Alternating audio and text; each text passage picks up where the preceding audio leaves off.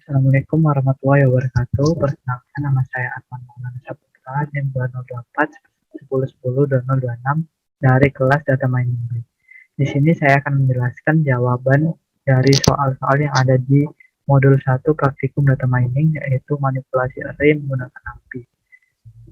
Langsung saja kita ke soalnya. Untuk yang kita kerjakan hanya pada soal yang ditebali atau default di modul ini. Yang pertama yaitu kode F pada kode 1. Poin F pada kode 1 yaitu buatlah array dua dimensi berikut menggunakan NumPy. Saya sudah mengerjakannya di Google Colab sehingga saya tinggal menjelaskannya saja. Oke, yang pertama kita lakukan adalah mengimport NumPy terlebih dahulu di blok kode bagian atas agar kita tidak perlu mengimport library NumPy lagi pada blok-blok kode selanjutnya. Kemudian kita akan membuat array-nya menggunakan fungsi np.array. Terlebih dahulu kita akan membuat variabel bernama r atau bisa kalian ganti namanya sesuai dengan yang kalian inginkan. Kemudian kita buat array seperti ini. Nah, di sini terdapat dua kurung siku yang menandakan bahwa array yang kita buat adalah array dua dimensi. Nah, untuk kurung siku yang pertama atau yang di dalam ini untuk membungkus setiap baris dari array tersebut, dan kemudian untuk kurung siku yang berada di luar ini untuk membungkus semua keseluruhan dari matriks tersebut. Kemudian setelah kita membuat matriks atau array, langsung kita print, kemudian kita deklarasikan nama variabel yang telah kita buat untuk menampung array yang kita buat tadi. Terus saya kita run. Nah, sini telah tampil array yang kita buat tadi. Apakah sudah sesuai dengan soal 74 dan nanti ini sudah sesuai dengan apa yang telah diminta di soal. Kemudian kita akan lanjut pada poin G, yaitu buatlah array 3 dimensi berikut menggunakan NumPy. Nah, caranya hampir sama dengan poin F, hanya saja ini kita membuat array 3 dimensi. Dan kurung siku di sini menunjukkan dimensi dari array yang kita buat. Di sini ada 3 kurung siku menandakan bahwa array yang kita buat adalah 3 dimensi. Nah, seperti tadi, kurung siku yang paling dalam ini untuk menampung dari baris yang ada di setiap dimensinya, dan kemudian kurung siku yang kedua untuk membungkus dari satu dimensi yang akan kita buat, dan untuk kurung siku yang paling luar untuk membungkus semua dimensi atau semua matriks yang kita buat. Nah, setelah itu langsung saja kita print untuk menampilkan array-nya. Nah, sini sudah tampil array yang kita buat, dan di sini sudah sesuai dengan apa yang diminta pada soal. Kemudian kita beralih pada kode 2 poin D, di mana di sini soalnya yaitu tambahkan angka 1 pada setiap bilangan di baris ganjil array berikut, kemudian tambahkan angka 2 pada setiap bilangan di kolom genap array berikut. Seperti biasa kita membuat array-nya terlebih dahulu seperti ini, kemudian kita tambahkan terlebih dahulu pada setiap baris ganjil yang ada pada array dengan cara kita slicing array-nya di indeks.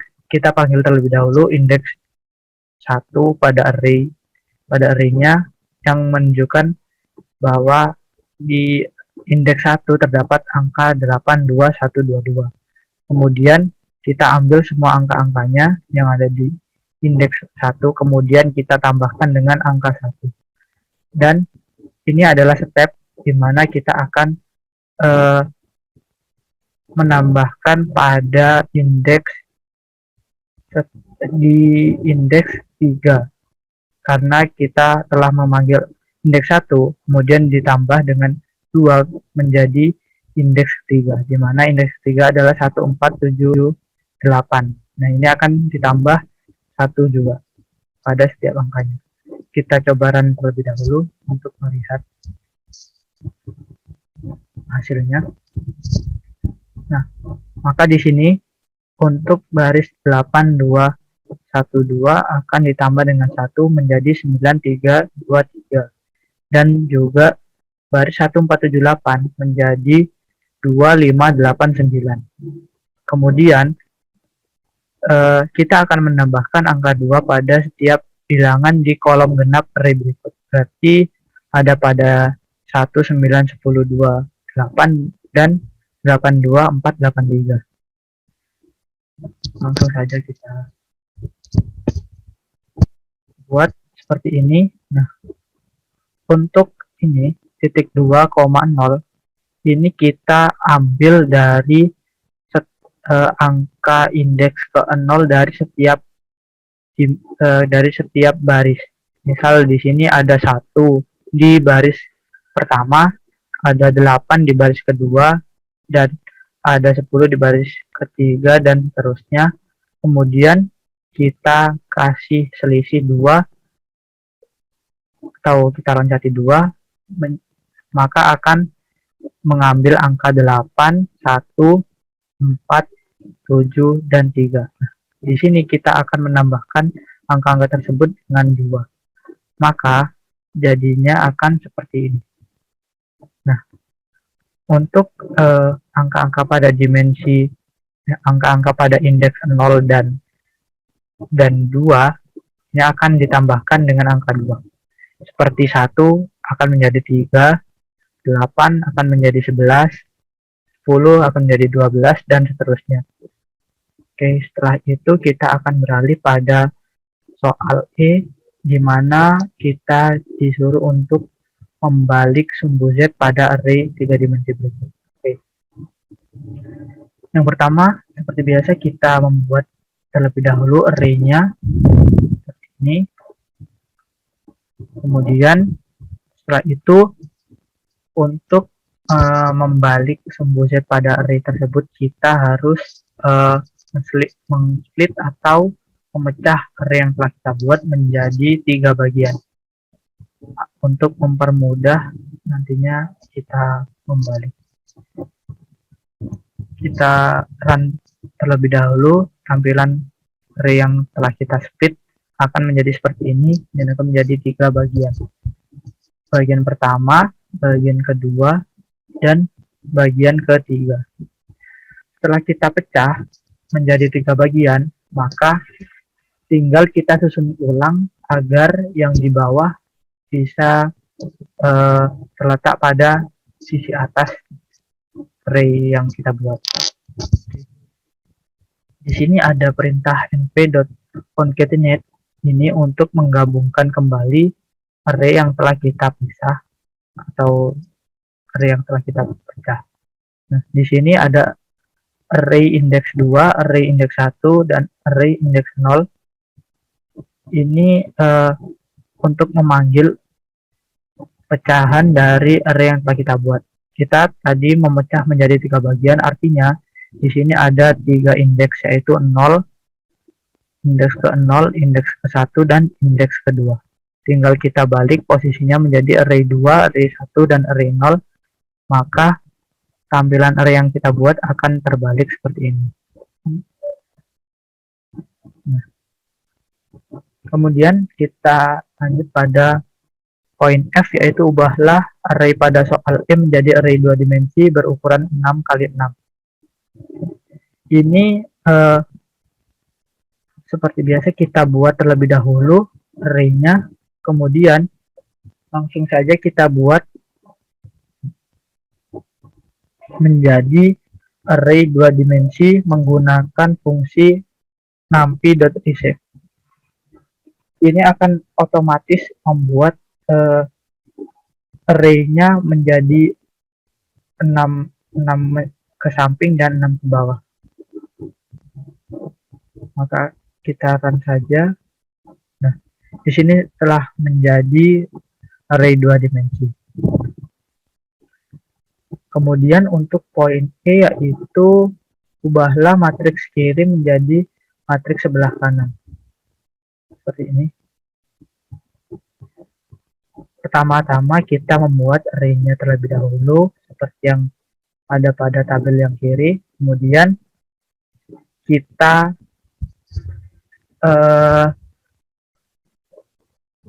ubah susunan dari array tersebut atau kita geser angka-angkanya. Jadi kita menggunakan fungsi npp.roll untuk menggeser np.roll, dan ini nama variabel yang menampung array kita ya. Kemudian di sini akan kita geser berapa kali angka yang kita mau geser di array kita. Kemudian x1 ini untuk menggeser setiap barisnya, jadi tidak per angka namun per baris. Nah, maka jika kita run akan menjadi seperti ini. Nah, untuk 5/10 ini berada di kanan, 7/8 ada di kanan, dan 10/7 ada di kiri, dan 4/10 ada di kiri, dan seterusnya. Kemudian setelah kita balik seperti ini, kita pecah menjadi 2 array-nya dengan fungsi yang tadi ya, np-split. Kita pecah menjadi 2 bagian, maka akan tampil seperti ini.